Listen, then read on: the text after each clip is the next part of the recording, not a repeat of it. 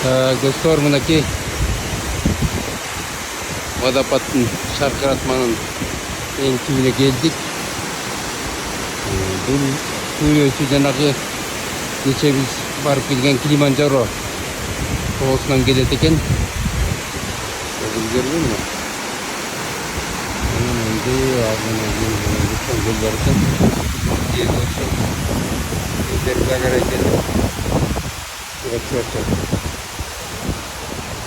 менен агуна үдүгүлтө кетет экен. Мынакей тегерегин бар токой.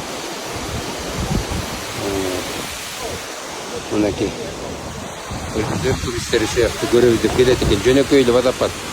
Ушуга окшогон водопад Кыргызстанда толтурада. Кыргызстандын баардык жагында ушул водопад.